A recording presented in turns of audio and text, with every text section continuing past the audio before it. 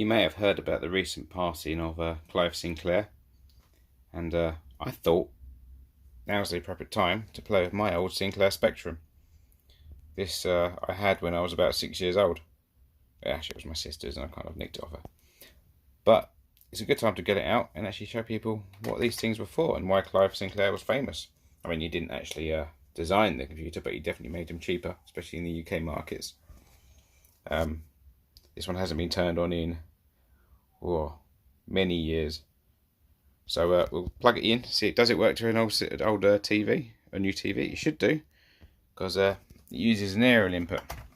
So we output here using a normal analog video signal, and that goes into the aerial socket, so your TV has to be analog compliant. Fortunately, this one is. So let's plug it on and see if it actually works still. It's on, we have a red light. Now just got to remember how you tune it to analog telly. We're tuning. We have a video. Don't know if it's meant to make that noise though, it's pretty annoying. I'm going to mute it, because that's quite annoying. It might be a fault with the unit. But I've also got tapes, because games used to be on tapes, and you have to play the tape through the recorder, so you have to record it so you can save and store files and stuff. And I've got a light gun. I know, you think the Nintendo Wii was new. So yeah, so what we'll do, so we have oh blimey, it'll keep, if you look, the keyboards are in the funny order. The arrow keys are meant to be here, but they're here. So, oh no,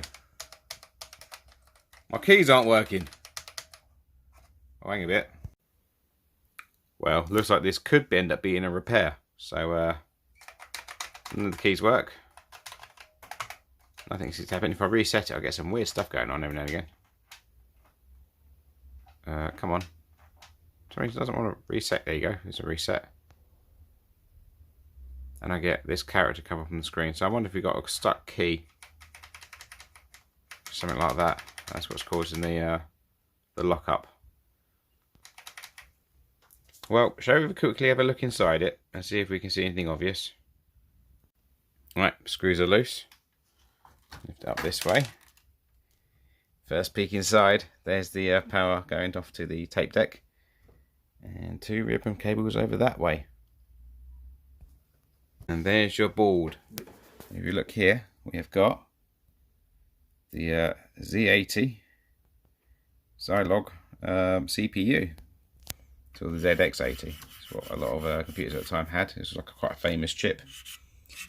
And people are going to correct me on this, because I know there's a sort of a following for these computers.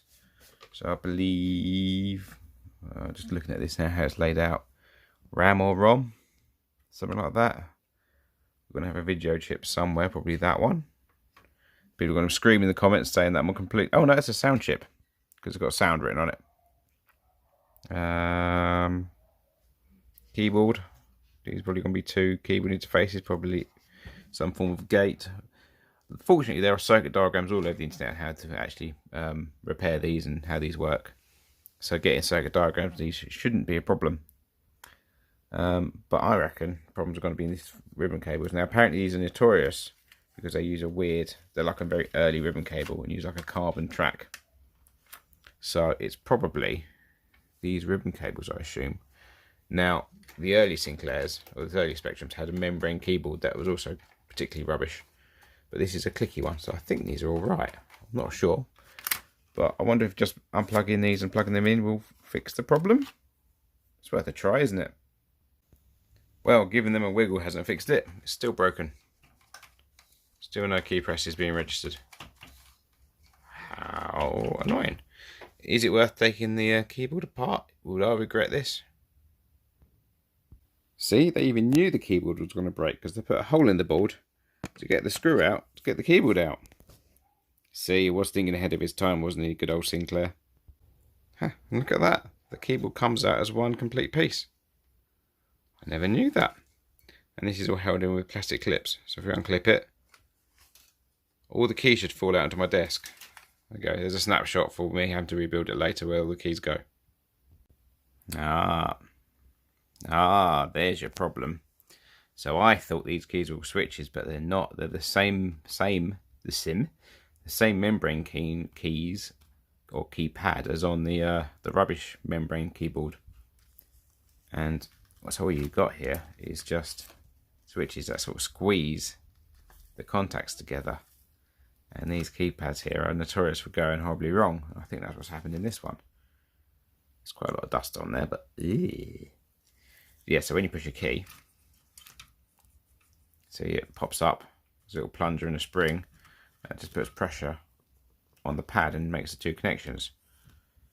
And one or two of them are clearly touching, I think, and causing the problems. How do you fix it? I don't know, because it's just a bit of plastic, isn't it? Well, we'll get rid of the dust and give it a clean, maybe plug it in and see if we work it just by giving things a squeeze. If you see what I'm saying. Well, if I connect it up to the board and I give the relevant key a squeeze, I can drive it. So watch, if I give it a squeeze, I can drive it up and down. Oh, wow, it's a bit sensitive, isn't it? Oh, blimey. Where's the enter button? There? No. Oh, I'm in basic. Look at that. See? Weren't computers great at the time? It's working. Put it all back together again. And I managed to do that. A simple program, hopefully. All I've got to do is run it. How do you run? Do you just type in run? You do. No, you don't. How'd you get back? Oh, there you go. Let me think. Symbol, run. No. People are screaming at me now. No. Oh, I don't know what I'm doing. Of course, I forgot the speech marks around hello. Now if I do run. Hey, it works. Right, let's try something a little bit more clever.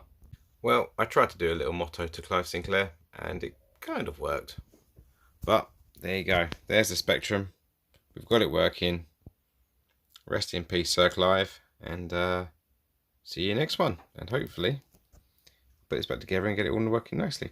Till then, might have to learn some basic and actually do a bit more proper programming on it, because you can do quite a lot on these. And we'll get some games up and running. But for now, I'll leave it there. So I'll see you later. Goodbye, and carry on till next time. Bye for now.